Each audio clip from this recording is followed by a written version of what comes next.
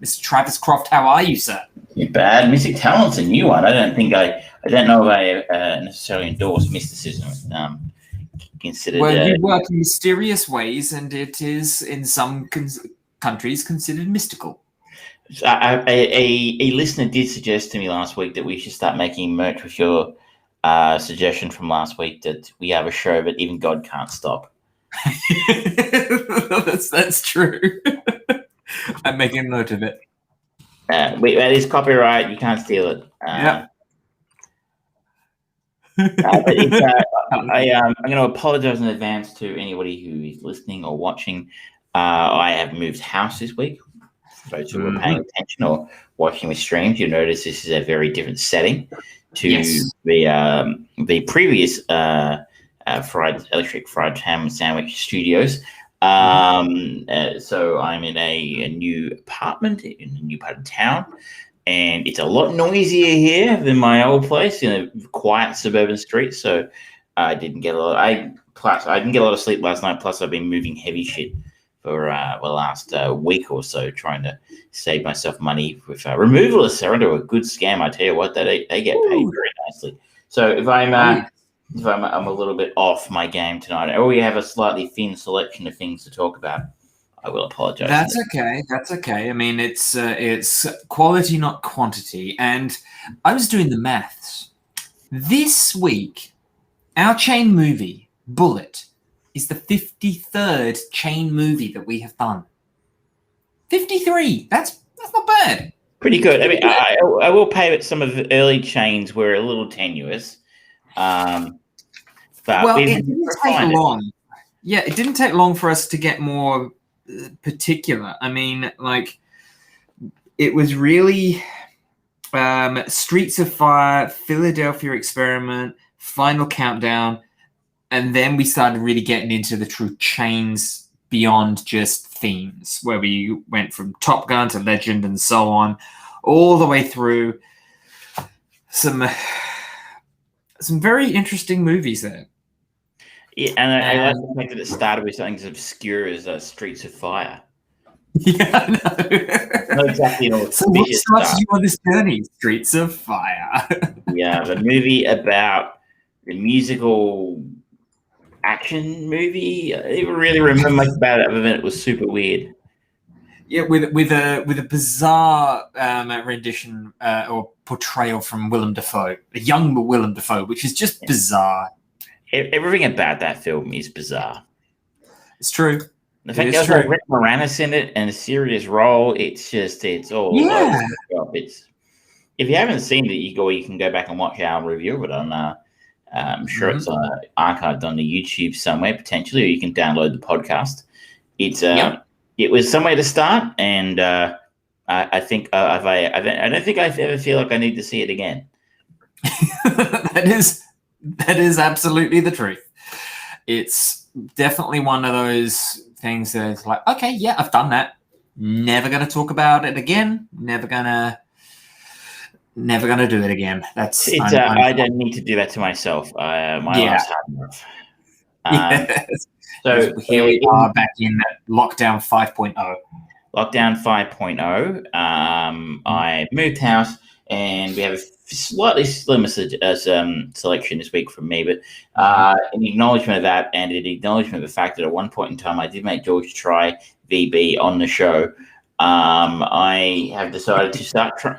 There's literally a brand new supermarket like a block from my apartment building. Okay. And they sell a lot of weird stuff that I've never seen before. So I'm going to debut a new segment, and I'm going to try stuff from the supermarket that I've never heard of. That sounds okay. What is this first one? This one is mango milk. Oh, I've tried that. It's yummy. It could be. It could. I don't know. I think we did a similar segment when I was in maybe when I was in Japan. I just started trying random shit from the 7-Eleven cans. I didn't know what it was. But I'll try and remember to get some for next week as well. There's a whole bunch of weird shit that got down there. The food section of Armchair Producers. Now we are. It is a moving feast. Yes. Well, let's get on with the show, shall we? So last week we talked about the classic war movie, The Great Escape. And in that, we had one of the iconic performances of Steve McQueen's career as Cool Man.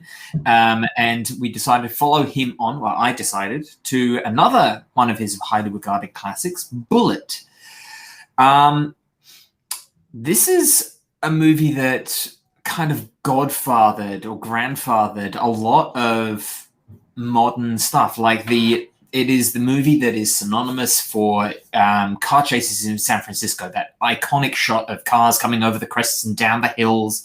And it's very much a hard-boiled kind of thing. And to a point, a lot of it has been lampooned in a lot of things. Like there are scenes throughout it where they're going to nightclubs and things, and there's a lot of kind of Jethro Tull style freestyle flute jazz playing and things like that. It's very much a time in a bottle kind of movie.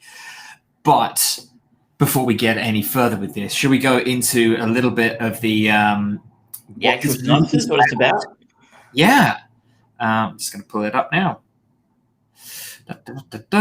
All guts, no glory, San Francisco cop becomes determined to find the underworld kingpin that killed the witness in his protection. Very basic premise, honestly. It is. And that's probably, I mean, honestly, I don't feel like this film is particularly plot driven. No. It's there. It really just exists as a tool to facilitate some really cool action scenes. About sort of 2/3 way through the film, I was sitting there going, what exactly is going on? You know, in fairness, like I said, I'm fairly tired this week, and you know, I maybe potentially wasn't paying as much attention as I have on other occasions. It's like, it's still really not clear to me what's going on, and I don't care. But I don't really understand what's going on. I'm just having a good time with it. Yeah, it's a movie where story really doesn't matter, and even the ending, it's kind of nebulous as to what happens next. It doesn't really tie everything off in a neat bow, especially the climax of the movie in the airport. And it's like, okay, so the guy they've been trying to track down and take alive so that he can go on the witness stand, they killed him. So doesn't that make everything and all of the like back and forth between Bullitt and all of his superiors kind of null and void? It's like, a little bit. And they just kind of go, well, just don't worry about that. Yeah, you know, I don't really care about that because it's just been an interesting, twisting, turning kind of character action-driven piece. Almost, it's kind of, to put a modern day simile on it, I guess the best descriptor could be something like John Wick, where it's like, okay, the flimsiest of excuses to get this action ball rolling of, yeah, we're given a little bit of context about, oh, he's the boogeyman of the underworld and something has put him on this path. Beyond that, it's like, we don't really care about the inciting incident. It's just, we're going to follow this interesting character along who he breathes in a little bit of the world around him through every scene, and it just informs each scene well, and you just kind of go, okay, that's cool, move on. That's cool, move on. That's interesting. It's not a common kind of movie that you get these days, I don't think. It's very unusual. It's certainly, I found myself thinking all the way through it, this is so different to anything you would see made today. Quite aside from the fact that it has a very particular visual style, in the sense that it sort of made me realize, I think, that how similar films look today. Every film looks like every other film. Oh, yeah. They're all kind of shot, look and feel the same way. But very, very, very few directors or filmmakers out there that have a particular visual style or a way of a look or a feel for their film.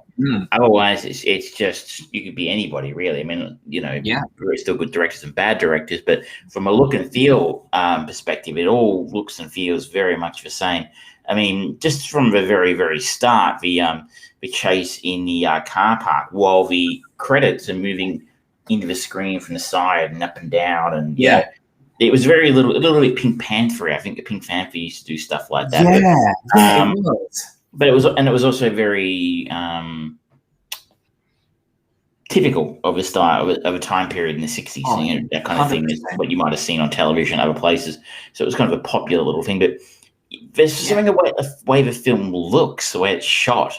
There's a particular scene towards probably 2/3 of the way through where Steve McQueen and his partner are sorting through some evidence that they've found in a murder scene. Love that scene.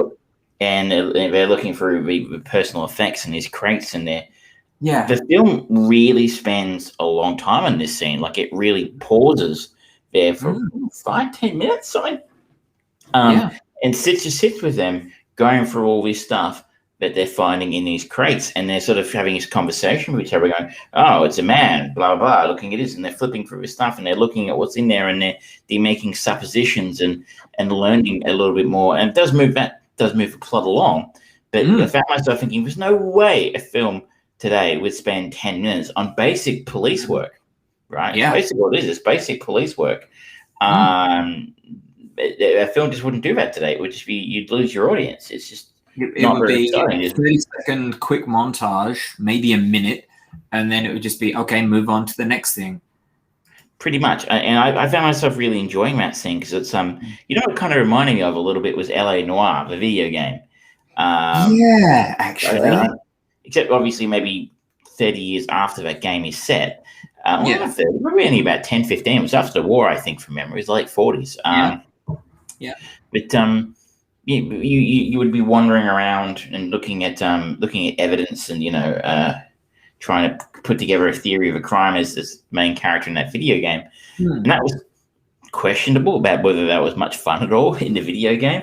But I wonder if movies like this lended a sense of realism to it, didn't it? And I think that's it. Going, even if you did try and do sort of like a similar sort of scene today, it would be a moment that they would use to investigate the relationship between the two people. Whereas there's not really any back and forth non-work related chatter. There's no comedy or anything like that. It's just them doing their job, and we are just there witnessing them do their job.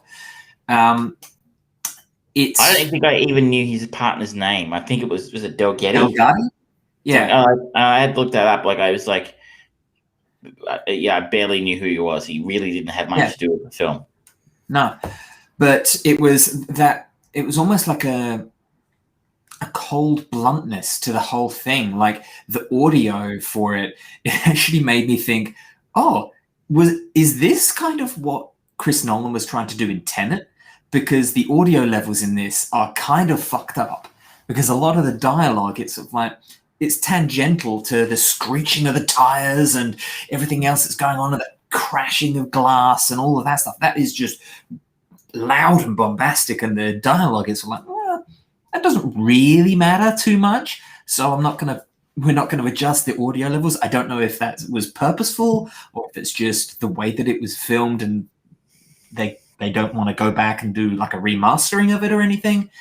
But it did just that how the world sound so often overpowered the dialogue. It was like, okay, this kind of reminds me of Tenet.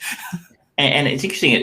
It sort of fits, though. It fits a story in this occasion, in a sense. It kind of fits Steve McQueen, who is a action speak louder than words kind of guy. It's not a dialogue-heavy movie. A man of few words, really. So, unlike Tenet, where you kind of did need to understand what the hell the protagonist was saying to be able to understand what the hell was going on, you really don't in Bullitt. You can just go over right, and it kind of fits someone in the sense, like I said, Steve McQueen is not a particularly verbose character. His actions, tell the story of what's going on. But the film, in saying that it has an unusual look, it looks gorgeous. It's stunning. just those colors pop off a screen still 50 years later. It's an incredibly beautiful film, and not just the colors and the look on the screen, but how it was shot. I believe some fairly early handheld camera work was done here. If I'm reading between the lines in the trivia on IMDb, but they used some handheld cameras. With particular reference, here we go, our regular co-host. I'm seeing him in a while. Hello, Archimedes. If only our regular dog-loving watchers were here to see it. But as I say, like, the car chasing one, we should probably talk about it because it is probably what it's most famous for. Quite aside from how it's choreographed, the way it's shot is incredible.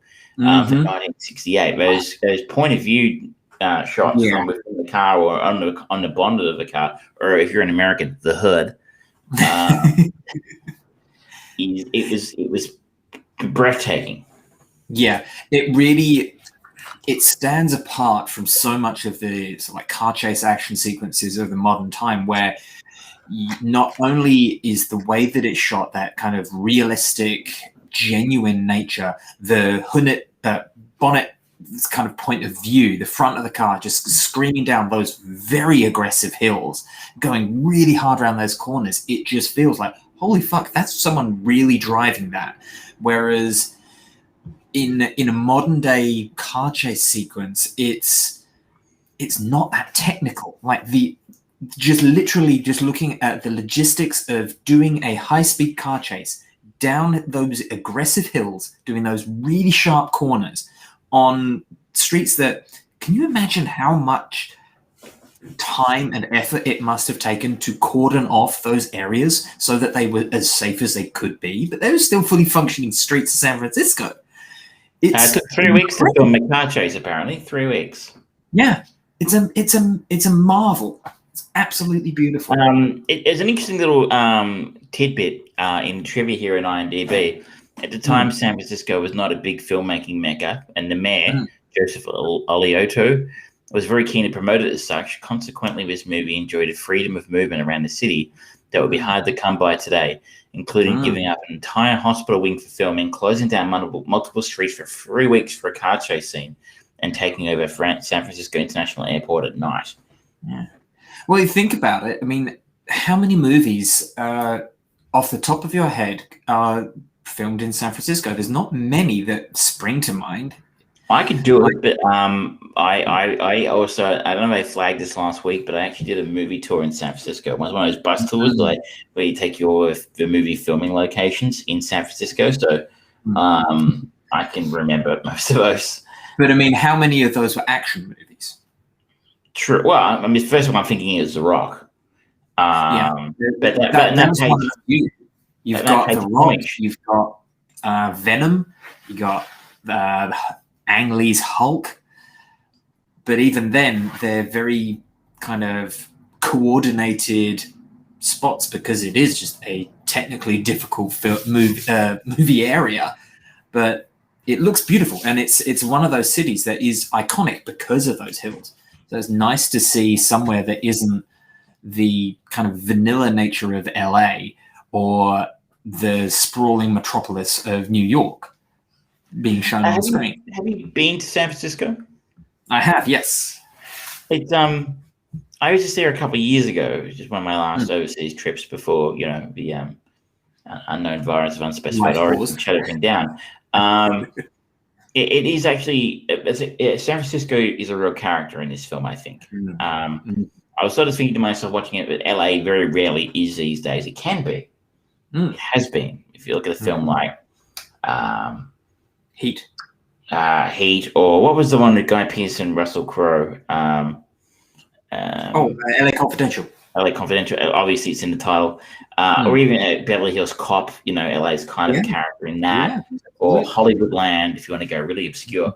There are films out there that do make, or Once Upon a Time in Hollywood, real character. But I feel like San Francisco really shines through in this one, and it just makes me like a pine for the place. I'm like, my God, it's a gorgeous city. But that's it. I wouldn't want to live there now because it's super expensive and it's full of homeless people. And also, at the hills, walking up and down those hills, fuck all that. You get the tram, it's fine. The tram is for tourists only. But yeah, it was quite nice to see it like that. But it was also very, I don't know if it was deliberate or it was just a side effect of the way they shot it, but it was very empty. A lot of the scenes sort of around San Francisco, it seemed very quiet. Yeah. Not many people on the streets, not a lot of life. I'm wondering if that's like an identifying mark of the time. I mean, San Francisco, it's not the place that a lot of people who sort of like en masse go to. I mean, yes, it's a big metropolis, but you don't hear people kind of going, oh yeah, I'm going to move to San Francisco. It's I'm going to move to LA or I'm going to move to New York. Those are the two kind of East and West Coast cities. And I wonder it still isn't the mecca for filmmaking, though. It's interesting because people like Lucasfilm are based there, or at least they were before Disney bought them. So there's a lot of stuff. I mean, the Coppola family are from up that way. George Lucas, I think, was based up there for a while, along with Robin Williams was famously found there on the streets in Sausalito. And so there's a lot of talent. It's surprising it's not used more often. And but that car chase scene is arguably the greatest car chase scene in film history. It felt real. You think you sort of indicated it. It didn't feel as detached. I mean, I put my hand up. I've only seen one of the Fast and Furious films, and as I always say, it was because I was in Japan, and it was the only thing on television in English, and that's the reason I watched it, and I didn't like it. Funny, I'm sure everyone who watches and listens to the show would have assumed I'd be a massive fan. I'm sure, but those car chases have just become so far detached from reality. It's so much about spectacle now and pulling off ridiculous stunts that they're not really about tension anymore or progressing the story. I know I hinted it earlier. This film, the story really exists to progress the action, but it does. There is a story element to it. There's a difference. It felt real. It felt like there was risk involved. It felt like that. It didn't feel like a movie car chase. It felt like something I would have done in Grand Theft Auto, where you don't really have full control of what goes on. And I think the thing I like most, and it's really weird because apparently it was a mistake. At one point, Steve McQueen, who was chasing the bad guys, overshoots a turn and has to back up. The car. Sorry, clips the edge of the car. No, he goes too far. He misses a turn and then has to spin the wheels and back up and then go down. Which would very likely happen in a car chase. I've seen them on TV and cops and stuff like that. They don't always. Like in movie car chases, so often the chasing person seems to know exactly where to turn. They make all the right turns, and you're moving at that speed. Very easy to overshoot. That's what actually happened. Steve McQueen accidentally overshot the turn and had to back up and then take the turn. And they, for whatever reason, decided it worked, and they kept the footage in the film. But I thought that really added to it for me. It was like, this is beautiful. It's like really makes me feel like this is a real car chase. Absolutely agree. And I will even overlook the fact that the bad guy's car lost 5 hubcaps somehow. They always carry a spare. The only other thing I mentioned is the scenes shot at the hospital were really nice. So the chase sequence in the basement between Steve McQueen and the bad guy was really great and tense. But could they afford some lights? It's very dark in that hospital. It is dark, yeah. It is dark. And disturbingly, though, that hospital still exists. And it's called the Zuckerberg General Hospital or something, San Francisco General Hospital. And I'm like, yeah, named after that, Zuckerberg. Okay. Fair enough. Now, let's talk about a couple of the other performances in here, because the other, I suppose, big name that we've gotten here is Robert Vaughn, who, if you had a dad who liked to get you to watch some of the old classics, you definitely recognize this, or Superman 3. Yes. He plays Chalmers in this one, and he plays it really quite brilliantly, because there's a lot of the story sets it up so like, oh, is he an insider? Is he working against this? Or is he just this antagonistic guy who is kind of laser focused on getting his man and getting everything done? And it keeps you guessing throughout the whole movie, and he just plays it really well. He's not this overtly kind of mustachio twirling, I'm going to do this my way, or anything like that. He's just a very, very focused, dedicated guy, and is just at loggerheads with Steve McQueen.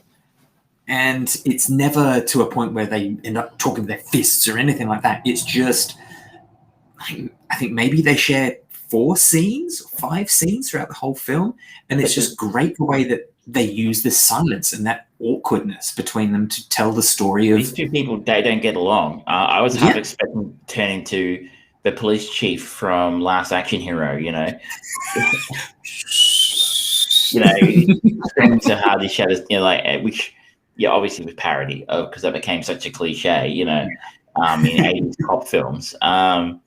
But you're right. It took a different path, and you were half 99% sure like this guy's so in on it at the end, but he wasn't, and it just happens to add an interesting third element. It's almost a triangle of the good guy, Steve McQueen, the bad guys, and then Chalmers doing whatever he was doing, and moving his story along his way. But he does maybe it's also because it's Robert Vaughn. You're sort of expecting him to play a bad guy, because he usually did, I think, play a bad guy.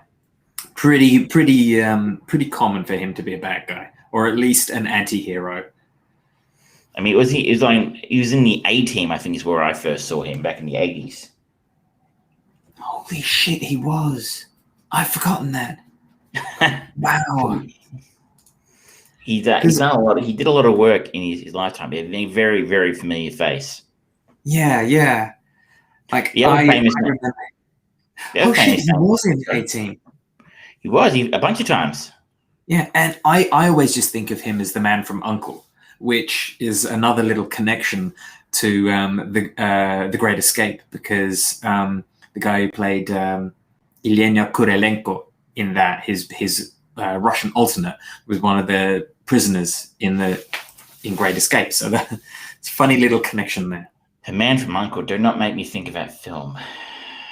Oh, we don't need to worry about the film. I'm talking about the 1964 TV series. Okay? Yeah, man, that gets better. It's like, my goodness. We saw it together, remember? We did. Yep, we definitely did. The other name you might recognize in here, of course, is Robert Duvall, who has a nice little role as the cab driver. Yeah. Which it was funny seeing him in this movie and going, oh yeah, he was young once. Sort of, but not really. He didn't look that young. But that's true. The dated part of the film for me was that, and I didn't know this because I guess I never caught a lot of cabs before they stopped being a thing. But like it seemed like a regular thing. You could be in a cab going, "Hey, pull over! I want to make a phone call. Wait." Yeah. And they don't have to give the guy any money or anything to sit there and wait. He's just going to sit there and wait for you to make a phone call. And I'm like, is it if something happens in movies that people do that? Yeah. If you're listening or watching and you're old enough to remember that kind of shit, tell us. Yeah. If you ever had a cab pull over, and so you could use the phone. I will pay. Grand Australian tradition is to make the cab go through the Hungry Jack's drive-through on the way home from a nightclub. That has been any time. But it's pulling over to make a phone call. Didn't know that was a thing. Well, I guess it makes sense because, I mean, like now everyone's got a mobile phone, so they don't need to pull over or anything like that. But, you know, back then it was sort of like, oh, yeah, I need to make a call. So, but it just seems like an odd thing to do. Do you want to make the phone call before you get in the car? It's just halfway through a journey to somewhere very obviously specific because you booked a taxi to go there. It's not sort of like, I'm just going to go for a drive. Oh, you know what? I haven't spoken to Terry in 3 months. I should stop and pull over. I will say though, you've obviously been in San Fran. I don't know if you found this in your travels, but the subway is garbage.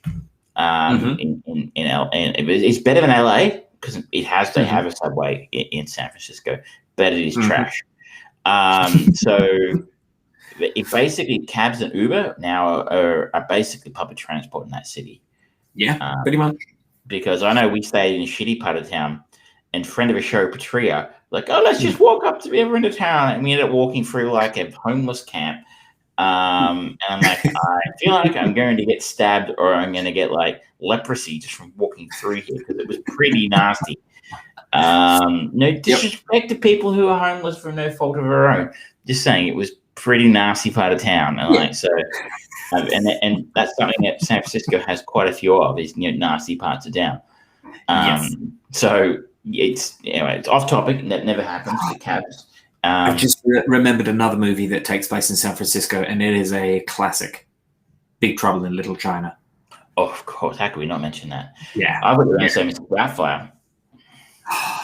Of course. Yeah. Wow. All right.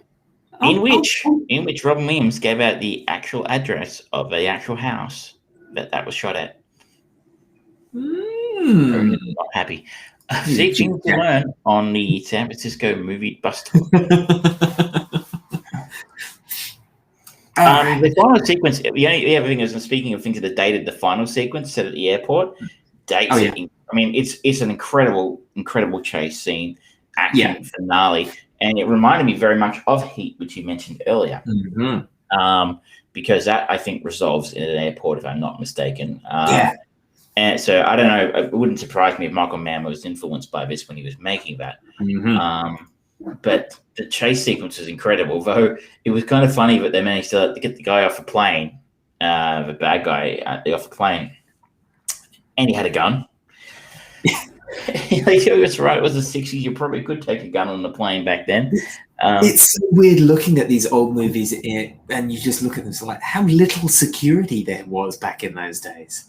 It's now we know sort of like, oh, you're going international, you need to be there like 8 hours before to book in and check everything, and you're not allowed to take any more than 25 mils of fluid or whatever on the plane. It's like and even going back to when you could smoke on a plane. I can vaguely remember that. It's nuts. It's nuts kind of trying to go back to that mindset if you've been through an airport in the last 5 years, 10 years. Last 20 years. 20 You're years right. since 9/11. So that's when security theater really kicked off. And you couldn't. I think I always tell the story. I got a plane. I was in Canada on 9/11, and I caught a flight. My flight home to Australia was in 2 weeks or so after 9/11 happened, and I had to transit through Honolulu on the way home. Despite the fact that I wasn't on the way to Canada, I stopped in Honolulu, and you just got to get off the plane and wait around in the transit area. Fine. Then on the way back, they made everyone clear customs and immigration, even if I wasn't staying in Honolulu, which I was not. Which led to one of the creepiest things I've ever seen, which is a group of Hawaiian people in Hawaiian shirts playing ukuleles, putting layers on people's heads at 1 a.m. That's just wrong. And they were actually stopping it. But also, I remember walking through the airport because every 10 meters there was someone with a machine gun who wanted to see either your boarding pass or your passport. So I'm just walking through the airport basically like this with my passport open in this hand, my boarding pass in this hand going, which one do you want? That one? Okay, so there's that one. There's that one. And it was just... Meanwhile, someone's trying to put some flowers around your neck. It was a bit like airplane or flying higher from Australian. It's flower on the Church of Consciousness. It's a wonderful chase sequence. Also, the chase over the tarmac in between jumbo jets was brilliant, and the stunt where I think that actually was Steve McQueen lying on the ground as a plane rolled over the top of him. You would no way in hell you would get your A grade movie star anywhere near that today. Yeah. But it looks fucking good. Yeah, it really does. And it's, despite, like we said at the beginning, there's no kind of neat bow on the story or anything like that. It feels very satisfying, especially how it kind of ends on a bit of a dour note, where you've got Steve McQueen going back to his apartment and he sees his girlfriend, and it's just kind of just left there. It's like, okay, because it really nicely sort of leaves it nebulous, because you have that beautiful little scene where after the big car chase where he's sort of like totaled his car, his girlfriend is driving him to the next location to investigate, and she sees this dead body that's been brutally strangled. Really vicious marks around her neck. Her body is splayed out like a mannequin. It's disgusting. And it affects her. And she just pulls over, and they have this really lovely little scene just by the river. And then she just talks to him and says, "Are you desensitized to this? Is this your norm?" And it's just, he doesn't really give any answers or anything like that. He just has this very honest, real conversation about what it's like to be a cop. And then the movie ends with them, and it's like, okay, what's going to happen? This has been a harrowing 24 hours for him. Is he going to take any of that to heart? Is he going to try and change things? And you're just left with the question. It's great. You got to wonder, though, if you're dating a police member, cop, detective, whatever, would you be surprised that they're a little bit desensitized to horrible things and violence, considering what they do on a day-to-day basis? I'd be kind of worried if they weren't a little desensitized. I wouldn't imagine you would last long if you didn't. So yeah, I was a little bit confused by her reaction, in the sense that I take it that she's his girlfriend and she knows what he does for a living. So why would you think him reacting that way around a murder victim is weird, considering that's what he does for a living? I do also find it kind of funny. He's considered this loose cannon on the force, and he's a hazard to the people of San Francisco and all that sort of stuff. And you look at it, it's like, well, actually, when you look at some of the cop movies that Arnold Schwarzenegger and Sylvester Stallone and Bruce Willis and things like that have made, it's like, he's actually very, very calm. Yeah, he's not exactly. They redefined loose cannons. So the cannons got looser and looser as time went on. It's true. I enjoyed this film immensely. Actually, it's a time capsule for a film of its time, but it really holds up particularly well, even 50 years later. Just the way it's shot, the way it looks, the sound, the action sequences. Like, action directors today, in their wildest dreams, couldn't direct something with as much fun and excitement and attention as Peter Yates has done here 50 years ago. And as you said, it kind of probably suffers a little bit from the Godfather effect. You're going to go, oh, this isn't very original. I've seen this done 100 times. But you've seen it done 100 times because these guys did it first. Yeah, or did it best, at least. And it's been ripped off for the last 50 years. So people are still probably ripping it off today. I can't think of a more recent example, but in The Rock, which is, feels recent to me, but was 25 years ago.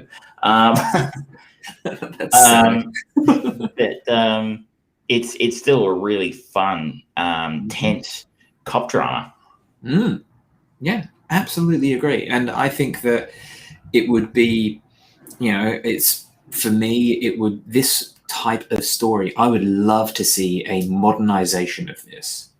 Just, I don't think we need it, but I think that it could stand to be modernized and just essentially retold. And it's because it's just intelligent action, smartly directed. It does everything it needs to do to get the point and the purpose of the movie across. Hello, Archimedes. So, yeah. But now, the big question. Where are we going next, sir? I'm going to take a bit of an unusual link this time, in the sense, usually we go, there's a lot of fairly few well-known actors in the I could go, I did threaten last week to go to follow Robert Vaughn to Superman 3. But I feel like it's going to come eventually. Well, this was the opportunity, wasn't it? Or you suggested following a director to Kroll, which I watched a year ago, and that's far too recent for my taste. I used to like that movie, but no, I am going to follow the composer, Lalo Schifrin.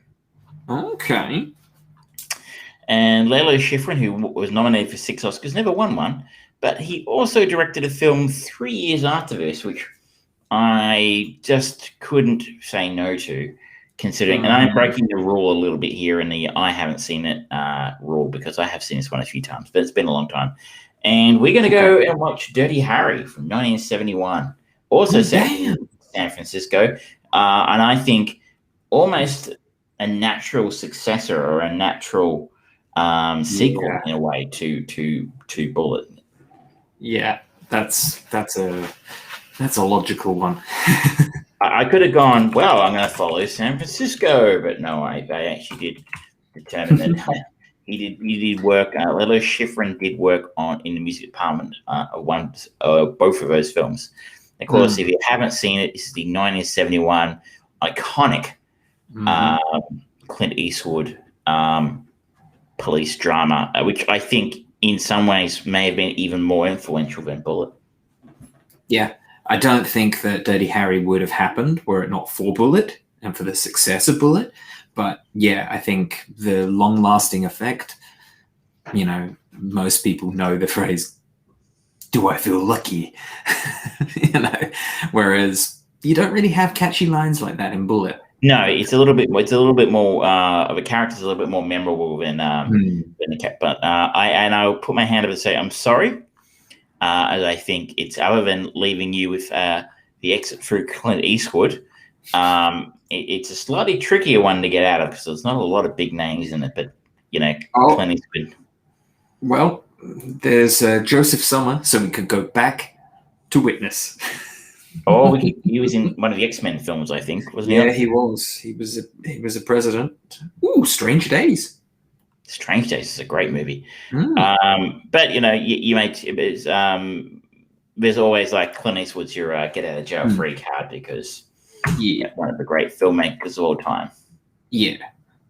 But that's next week. It is available, I believe, on Apple to rent. If you have the Foxtel, it's on there.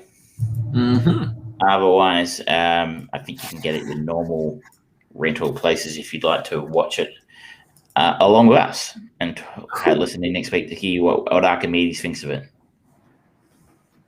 Probably thinks that it's terrible and it wasted my time instead of fussing him and feeding him. All right, where should we go next? I think it's time for a word from our sponsor. Yeah, okay, let's get that all queued up, shall we? Who is our sponsor this week? Our sponsor this week is Channel 9 from November 12, 1995. They've been very generous. Okay, there we go. And we'll go see what they've got to say for themselves.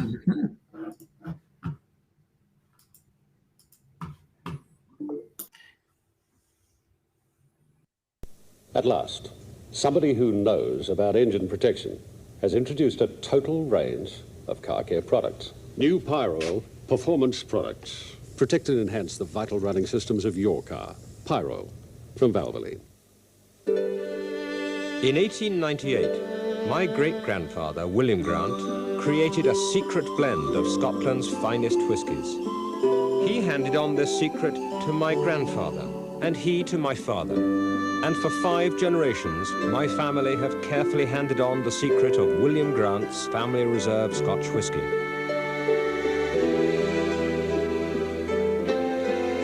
Grant's, share the secret.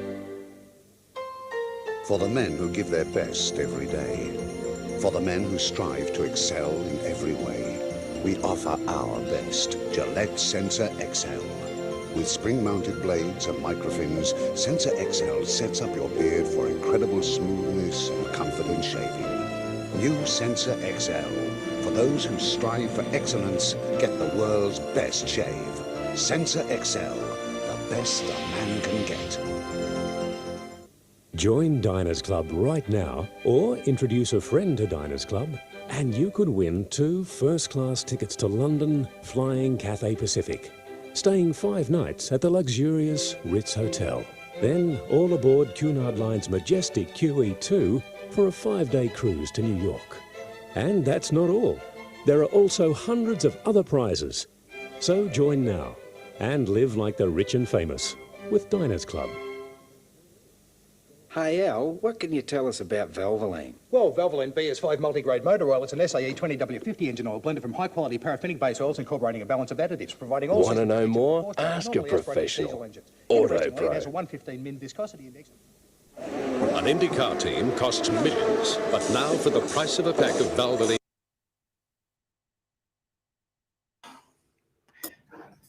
And we Valvoline had a lot to say for themselves this week.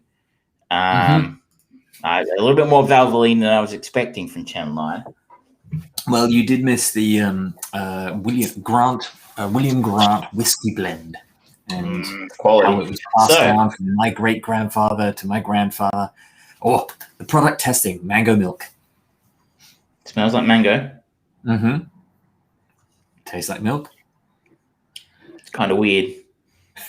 I don't think I like it. I don't like it.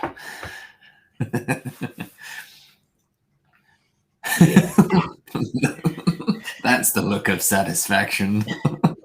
I don't know that these two things are meant for each other. I like it. The banana one's good, and the papaya one is not bad. They had both. I almost went with banana, but maybe we'll give it a try in future.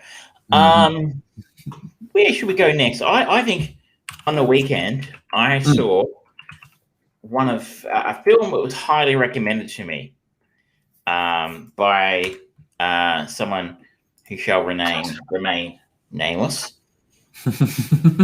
Just say their name kind of rhymes with Rochelle. Yes, that'll do.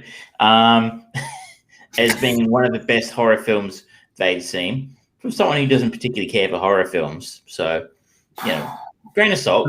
But funnily enough, I recall seeing this when I was a kid. Mm-hmm. And the film is Warlock from 1989.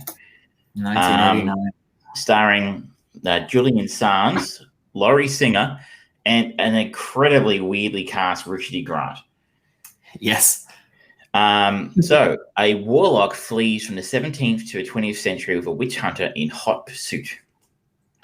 So the film opens in the 17th century, 1690 or something, I think.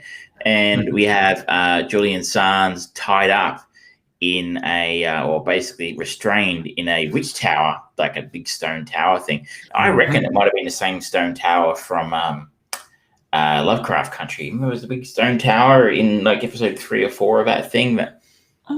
Maybe it was. I can't say. But anyway, he's basically like in the stocks, kind of with like thumb restraint things. I'm like, there's some serious fucking kink shit going on here in the 16th, 17th century. They know how to get down when witches were involved. And we don't really see exactly what he can do or why he's there, other than they keep telling us he's a bad dude, he's a witch, and he's he's really evil and all that. And Richard E. Grant comes in and beats the shit out of him and says, "I'm going to kill you tomorrow because you're going to get executed." And of course, he escapes somehow, and then uses the magic to turn into a whirlwind, which somehow transported him 300 years into the future. Inexplicably, Richard E. Grant is somehow transported as well. Because story. Because it's never actually really explained how it happened. Like, he wasn't in the room when it happened, from memory. And I don't think the warlock, in this case, Julian Sands' character, actually meant to bring a witch hunter along with him, because why would you? Bring him with me because I get lonely. He ends up landing or basically crashing through a window at Laurie Singer's place. And there's a name and a face. You're like, Laurie Singer. I feel like I should know it from. I feel like she had a moment.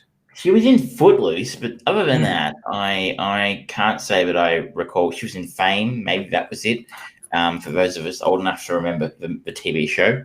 But she lives with her housemate, who his name escapes me. He doesn't last long, needless to say. But he crashes through a window. Rather than calling the police or an ambulance or anything, they just take him in and let him stay for the night, because random dudes crashing through your window in the middle of the night, that's the kind of thing you're totally okay with usually. And he wakes up in the morning and starts eyeing off her gay housemate, and ends up cutting off his hand and then killing him, because that's Warlock's going to Warlock, y'all. Shortly thereafter, Richard Grant turns up and manages to convince Laurie Singer that he's her only hope. And at that point, the actual plot of the film becomes obvious. This is the Terminator. Mm-hmm. That's what this film is. It's the Terminator with magic. I would have loved to see Richard Grant come with me if you want to live. I'd just love to see him do that line. It would be brilliant. But that's essentially the guts of it. But Warlock casts a spell on Laurie Singer's character, Cassandra with a K. And basically she's aging 20 years every day. And that's so she's convinced to help Richard Grant try and track him down in an effort to try and break the spell.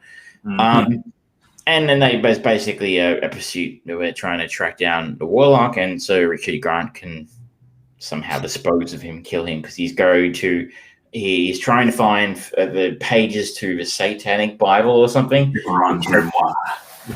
has the name of God in it. If he says it backwards, the entire world is uncreated or something.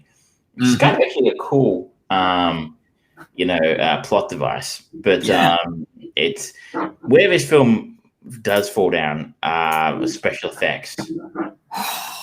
They are chronically awful. Like even by this was 89, so by 1989 standards, this is 10 years after they did Superman.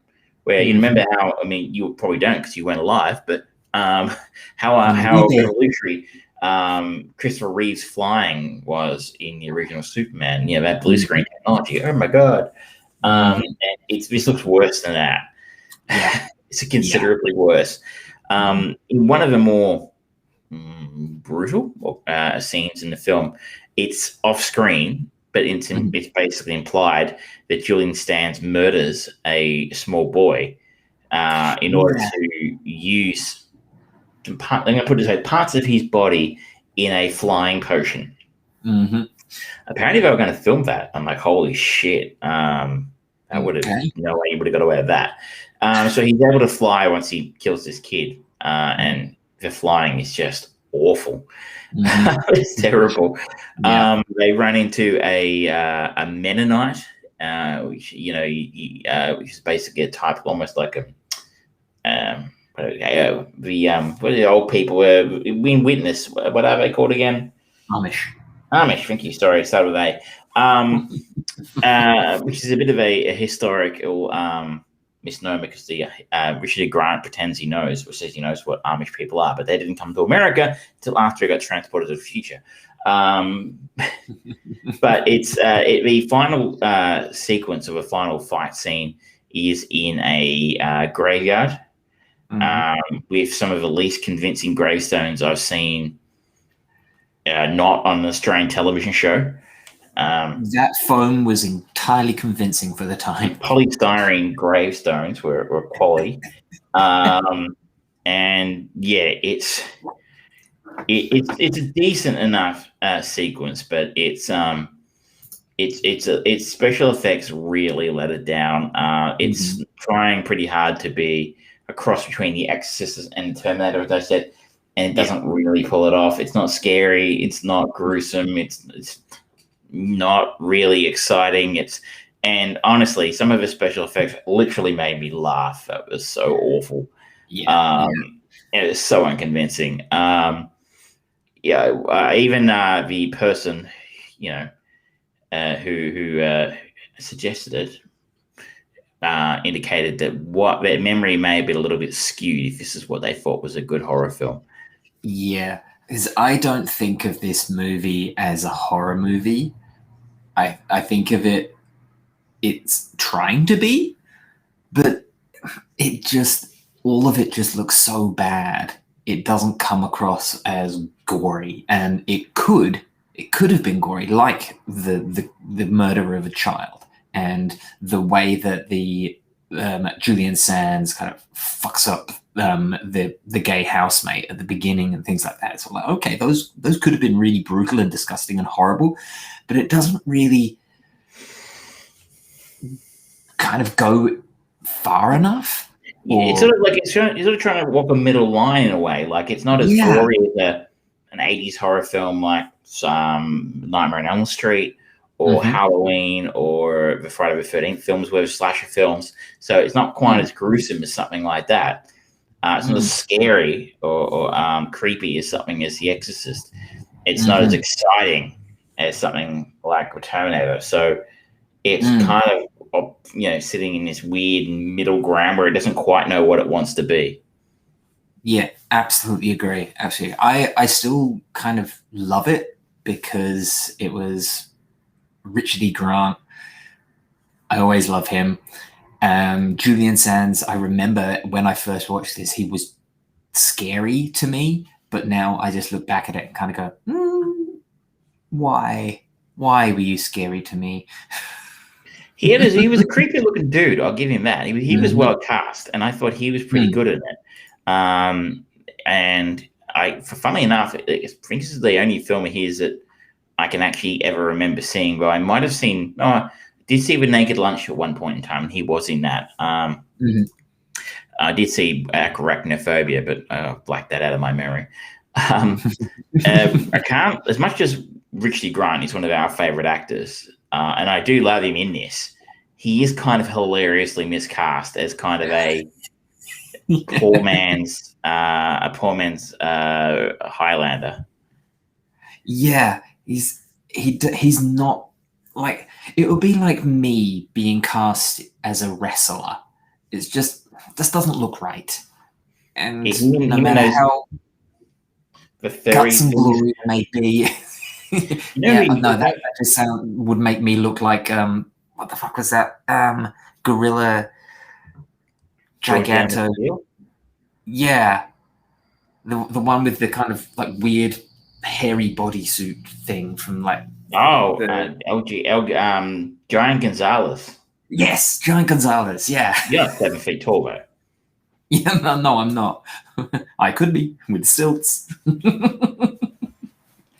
I must say, Richard E. Grant most resembled the QAnon shaman who was arrested for raiding the U.S. Capitol at the start of the year. It's probably most reminded me of in this film. That is amazing. It's so true. Little did you know. Now I just want to see that QAnon guy just go, glorious purpose. He strikes me as the kind of guy who would. Yeah, he probably would, actually, which is kind of disturbing. But it's not the worst movie in the world. It's not tragically awful. I mean, I didn't hate it. It was just like,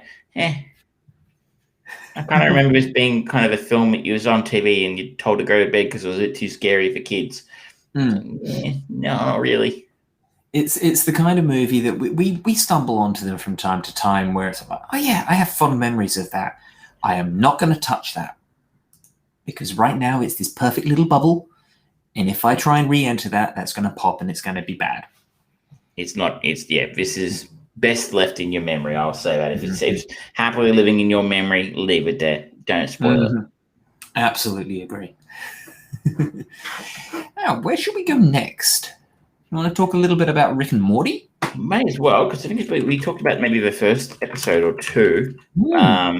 And the last couple have been interesting, particularly I think episode 4 had got some interesting reactions.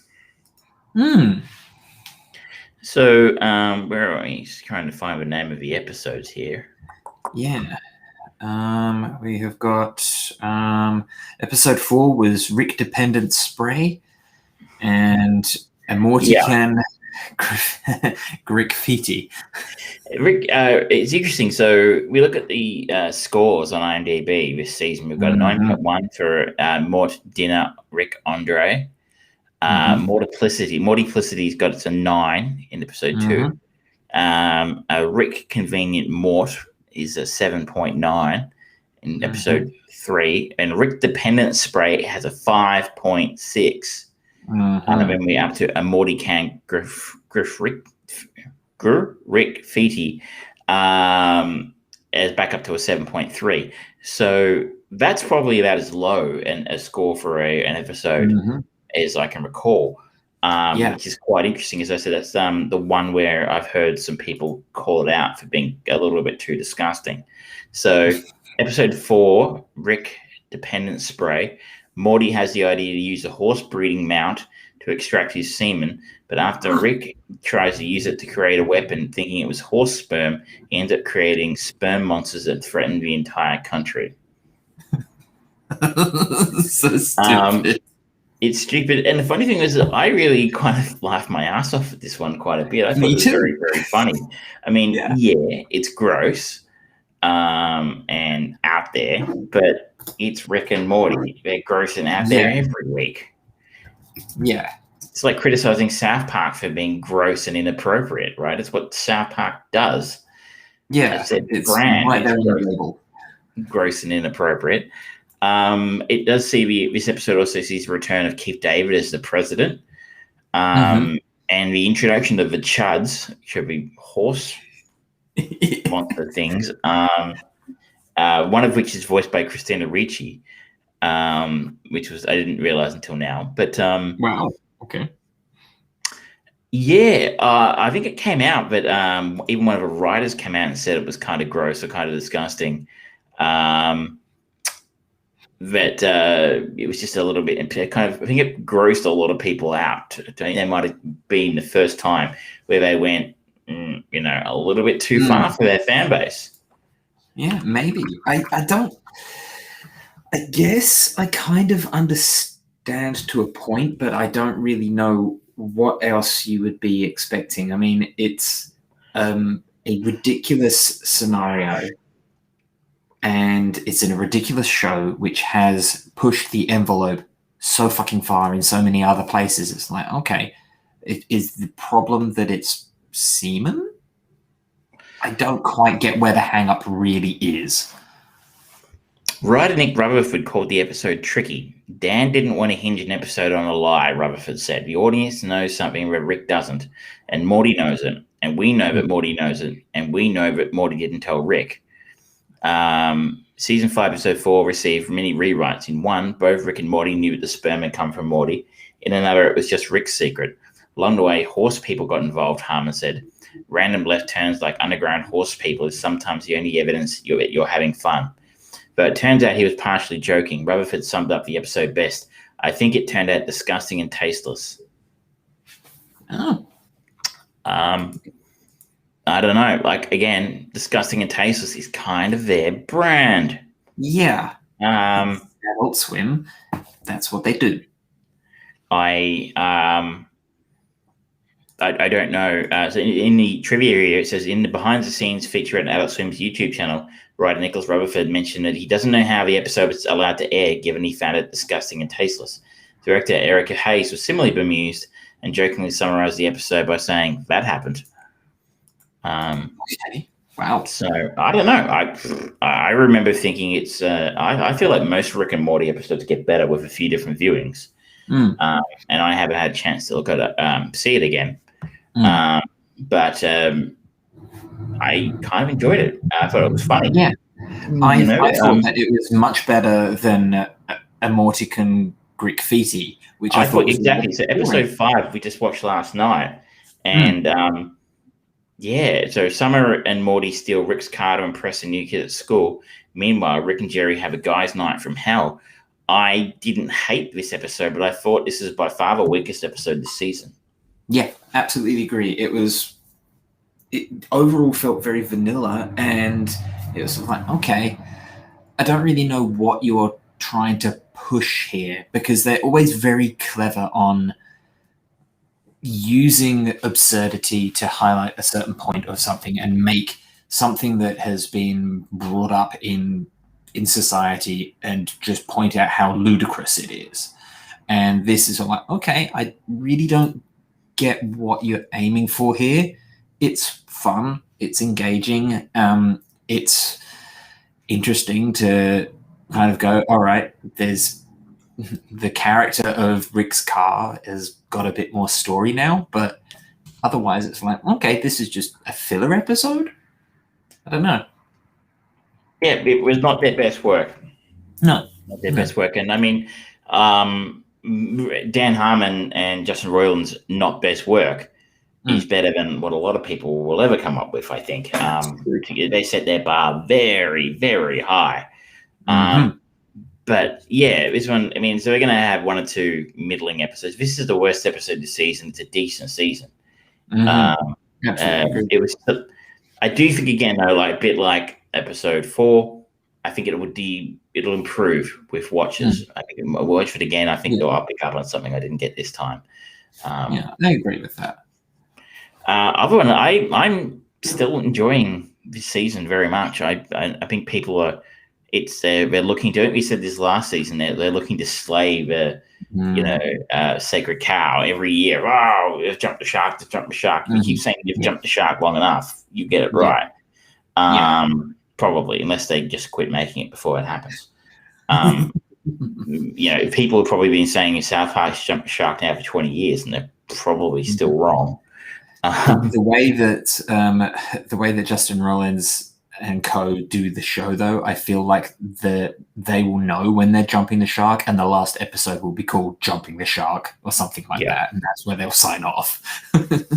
I would imagine so. They're very self-aware. Yeah, and I have to imagine the guys behind Rick and Morty now are probably getting pretty well paid for this shit. So it's not exactly like something they're just doing it because they need the money, I would hope. So, but they will be doing it because they've still got a story to tell. They're still passionate about it. I didn't feel it. I mean, I feel like you're probably, if all you've got is telling stories about Rick's car, you are probably starting to get towards the bottom of a barrel of stories. So it's a potential red flag, but I think it's way too early to start to say, but they've lost their edge or anything like that. Absolutely agree. I'm going to say it's fun to have something to look forward to every week, because they're releasing 1 episode at a time. Yeah, it's nice because obviously Loki's done for now, and it's going to be a couple of weeks at least until we get our next Disney show to follow along with, which will ultimately end up being a nil sum. But I think the next one is designed to be. It'll be What If? Yes, I think so. I think it's What If. I think it's coming out. I think the next live action one is going to be Hawkeye. Yes, I'm still very curious to see What If. It says 2021. It doesn't say when. But I had a feeling I read it August 11 for What If. I think this is potentially one of the shows that I was most excited to hear about them making when they announced their slate of Disney Plus shows a couple of years ago, whenever it was. I'm like, this sounds exactly like the kind of thing I like. A bit disappointing that it's animated. I don't know that Marvel's animation studio is anything like what DC's is. So I don't know what to expect. But I'm disappointed with the trailer that came out. It looks like all the stories are going to be in the same animation style, and I would have liked them to go like the Animatrix route or like Death and Robots. Yeah, where it's just kind of going, yep, this is going to be in this style, this is in this style. That would have just been visually more interesting for me. But if the stories are good, then that's okay. I'll easily forgive them. It just looks kind of cheap animation from the trailer. To those who don't know, What If, exploring pivotal moments from the Marvel Cinematic Universe and turning them on their head, leading the audience into uncharted territory. So in episode 1, what would have happened if Peggy Carter and Steve Rogers took the super soldier serum at the start of World War II? Cool, super cool idea. The voice cast is the voice cast of, the actual, you would want. It's Hayley Atwell as Peggy Carter. We've got everyone from Tom Hiddleston to Chris Hemsworth. I don't know if that's just like they have one cast for every show, because there's a lot of characters in here, but you would question why the hell would be in here. But anyway, like, why would Killmonger be sharing a show with Hayley Atwell or Peggy Carter? And it's just like the cast for the whole thing. I don't know. But people forget that the first Marvel TV show was Agent Carter. And this is even predates the Netflix shows. And I think you and I both liked the first couple of seasons of Peggy Carter, Agent Carter, that came out. I remember really enjoying it, despite the fact no one else watched it.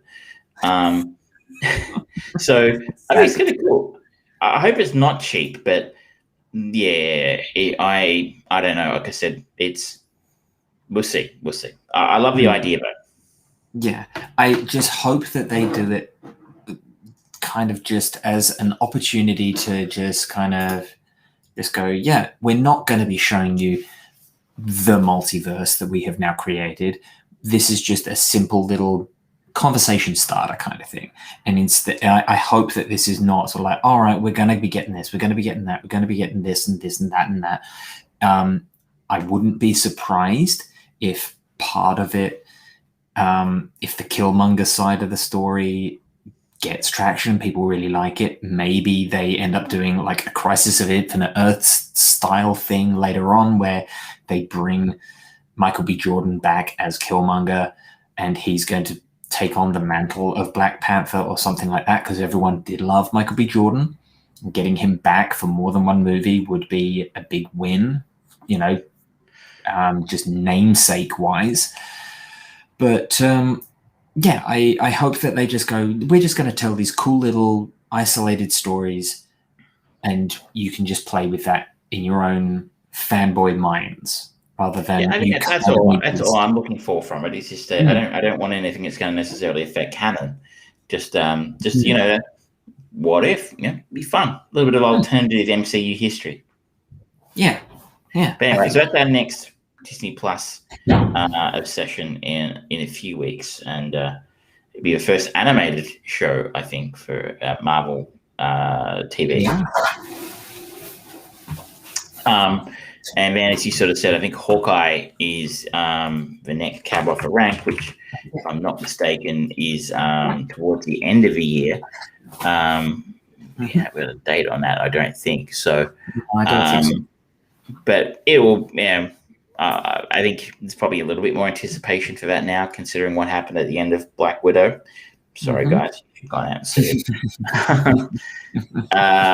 But it's that'll be an interesting one as well. We've got to have a lot of Marvel at the back end of this year. A lot of Marvel. Yeah, we are, because we've got Shang-Chi, we've got the Eternals. It's there. The ball is rolling, and there's going to be a lot. Now, should we move on again? Please. Cool. Where should we go to now? Do you want me to? Well, I'm done. Like I said, I've been busy this week moving house. I have had no time for anything else. Well, in that case, I will talk a little bit about something that I mentioned last week, and that is Alan Tudyk's new show, Resident Alien. So it's the new show on Sci-Fi Channel, which usually is a red flag for a lot of people. This is an interesting one. I teased last week and said there's something about it that kind of reminds me of the Mary Elizabeth Winstead pseudo body swap alien thing of Braindead. This is a crash-landed alien named Harry who takes on the identity of a small-town Colorado doctor and slowly begins to wrestle with the moral dilemma of his secret mission on Earth.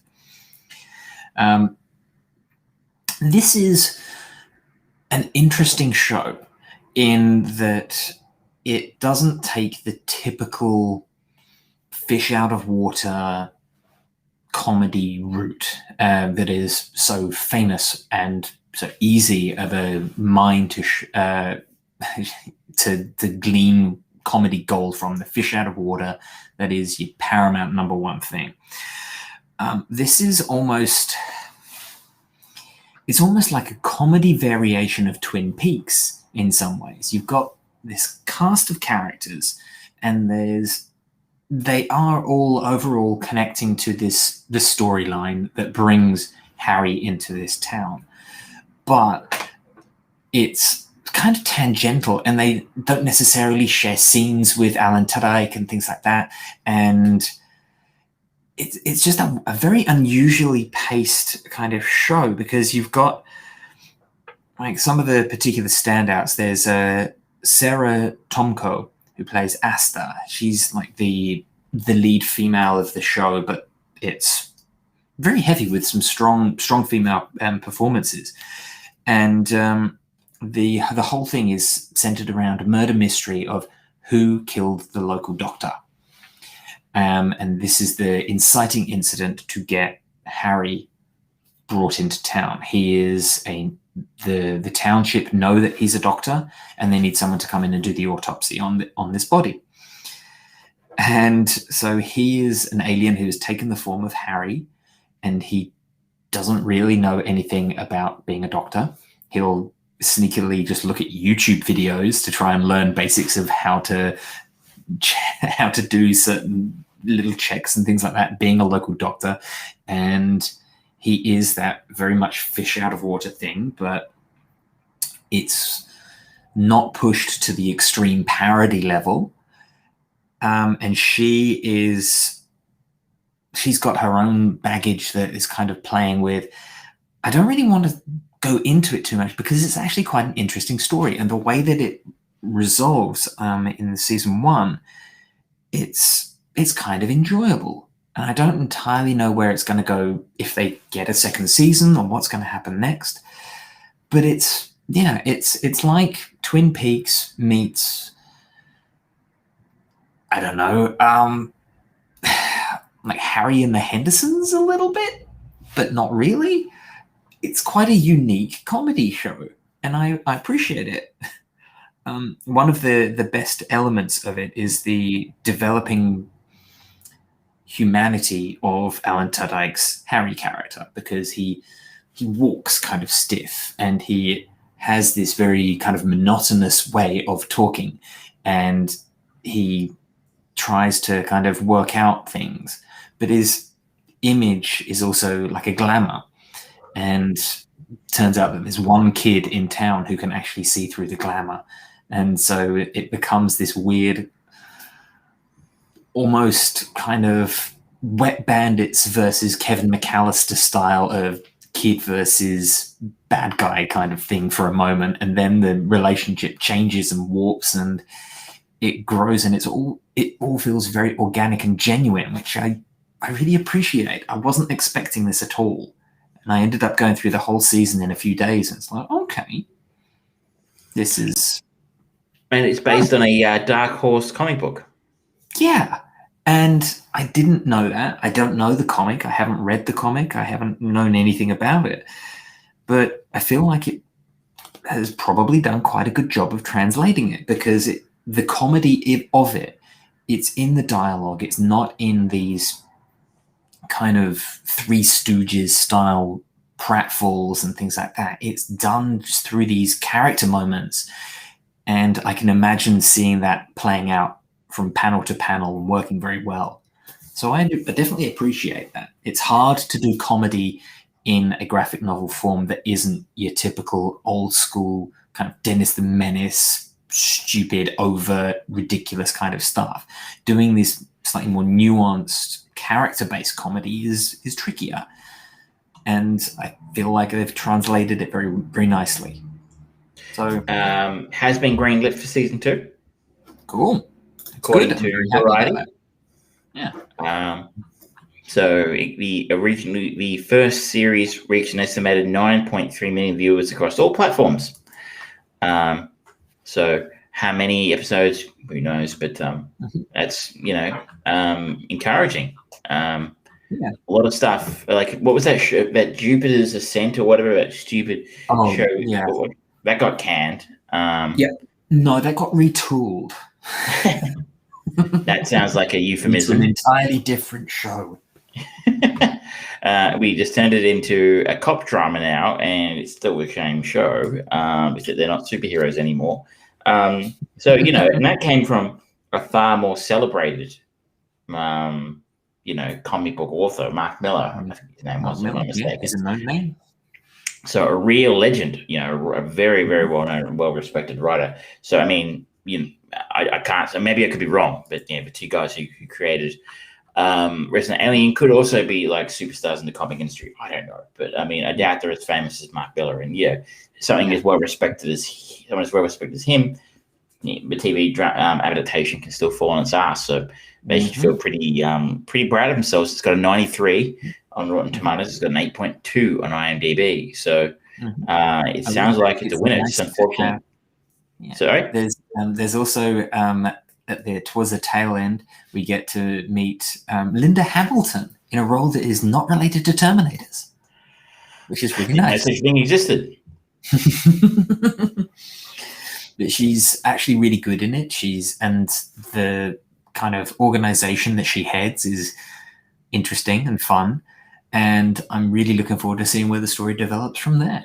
Just such a shame it ended up on free-to-air television in Australia, because honestly, it's probably it's a fast track to making sure no one sees it if it's just on a streaming service. Yeah. Because why would you use a free-to-air streaming service when you have to watch ads? Yeah, and it's just so frustrating because the ads are not for good things, and it's just all bullshit, and it does make it hard to just sit down and watch an episode. I mean, I tried to find it. And it's first world problems, but there's no Channel 7 app for my smart TV, so I have to download the app on my phone and stream it to the telly, which it works, but kind of a pain.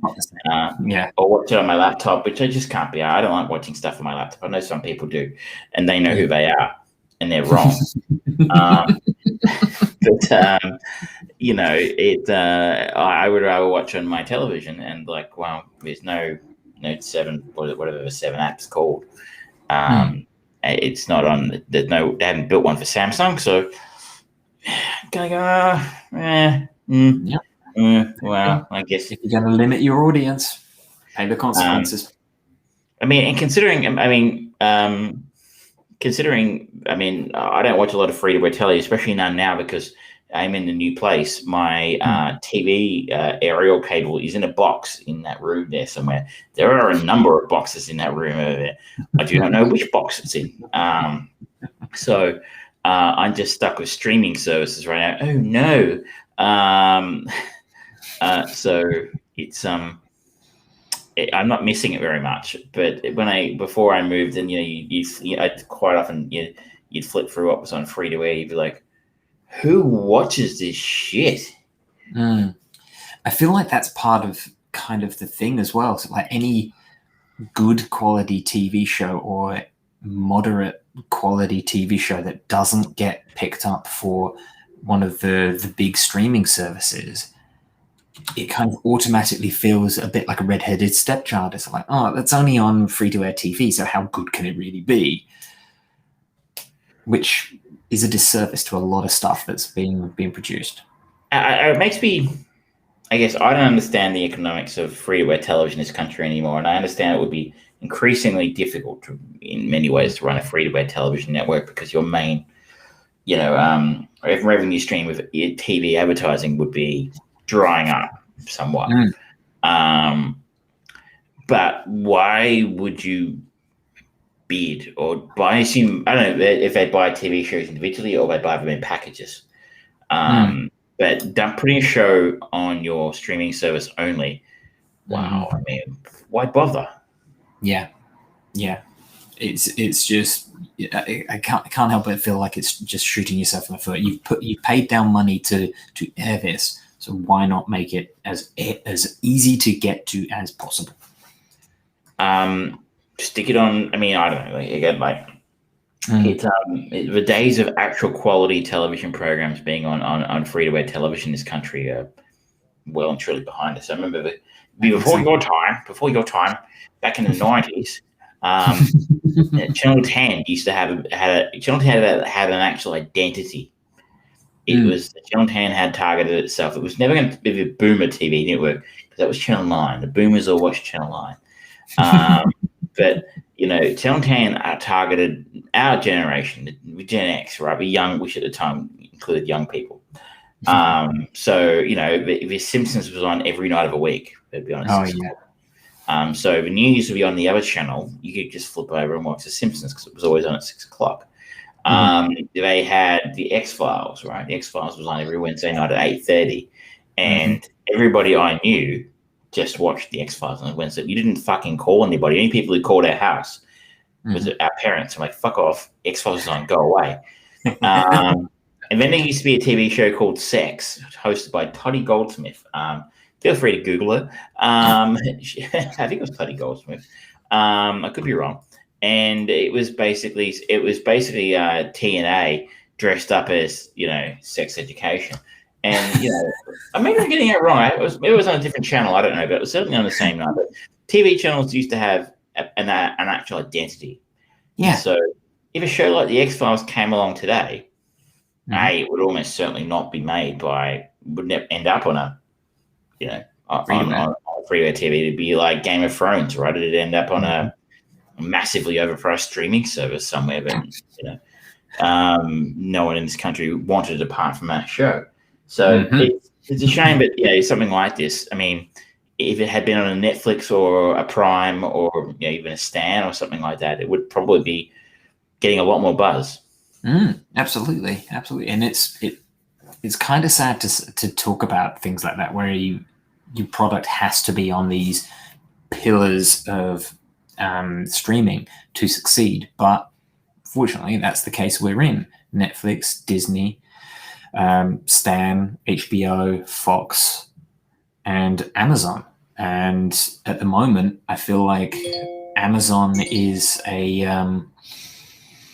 it seems to be in a bit of a holding pattern. I feel like there's a lot of stuff that's coming in development, but a lot of their new content and a lot of the quality of new content that's coming out is really not there. It's nothing compared to the others at the moment. I mean, apart from Tomorrow War, which we talked about last week, I quite often I'll flip over and be like, this is the same shit all the time. I give it to Netflix. Like, Netflix are always turning their stuff over. There's always something new popping up on Netflix.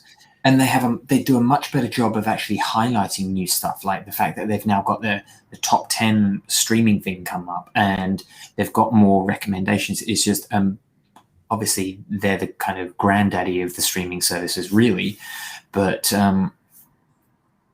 they're selling their product better on their product. Amazon, it feels clunky and old, but they've got some great stuff. Like they've got the Wheel of Time series, they've got the Lord of the Rings series, they've got Critical Role series coming.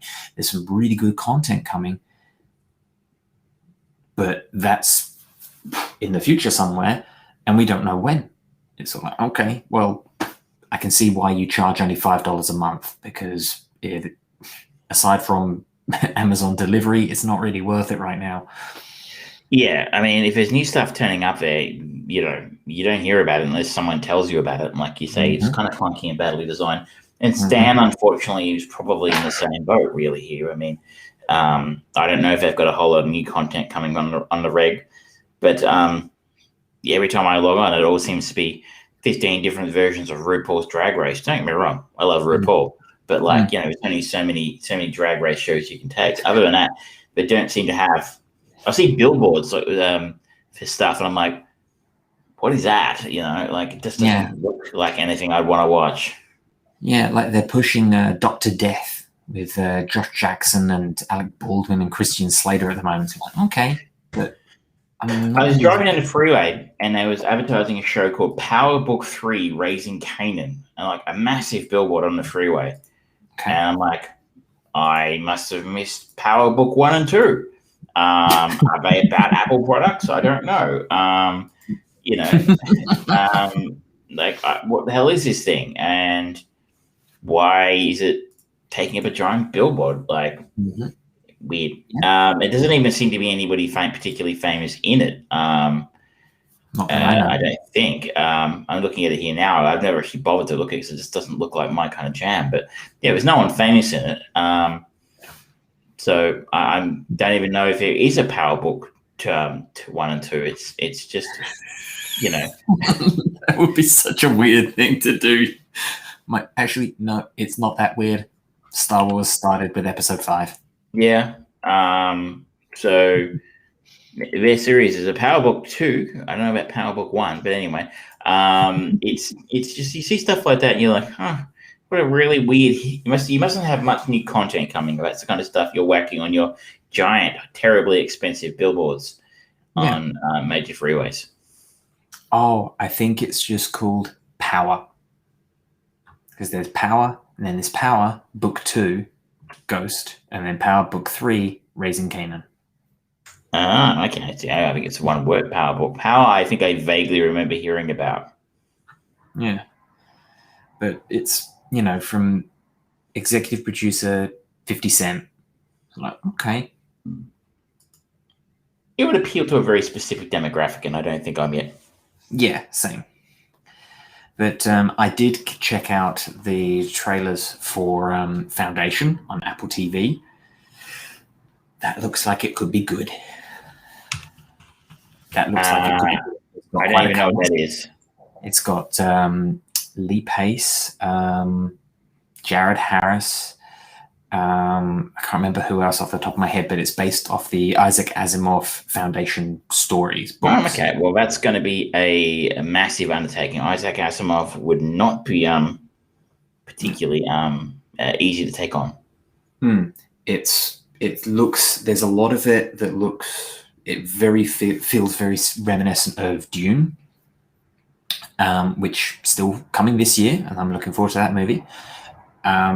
And I think that something of that scope as a TV show, if you invest quality into it, which from the trailer, it looks like they're doing cinematic quality production design, I think that's a good area for it. We've talked about it on and off for months and months and months at this point about serious sci-fi and, that more methodical, considered show.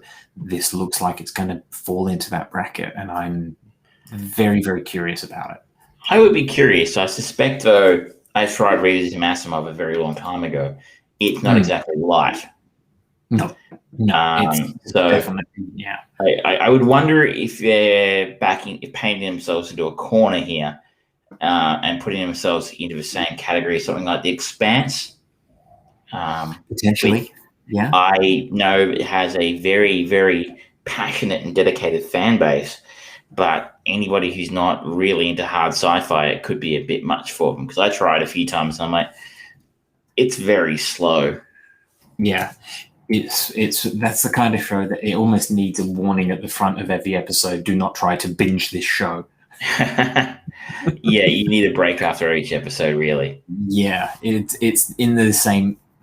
Like I tried to binge Breaking Bad. That was a mistake. So some of the people behind Foundation are people who've worked on things like Game of Thrones, West Wing, The Americans. That's a pretty decent sort of advertisement. That's a pedigree, yeah. These are people who've directed episodes of The Boys, Riverdale. So, yeah, interesting. Yeah. It's going to be, I'm curious to see how that comes out.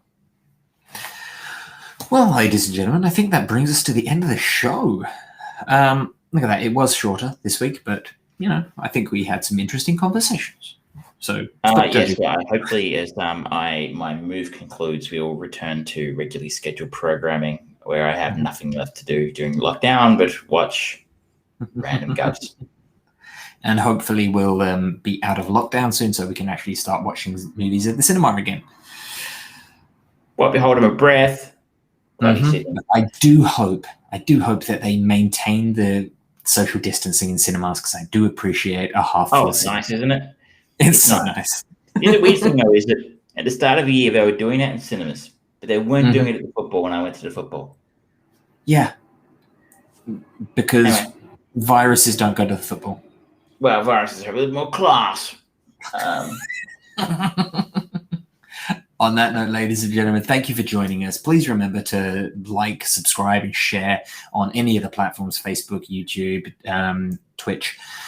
You can check us out every week, twitch.tv/thefriedbrain. We repost on Facebook at George Tarrant or the Fried Brain Productions, youtube.com/armchair producers. youtube.com/Fried Brain Productions. We'd love to hear from you. Please jump on in and say hello.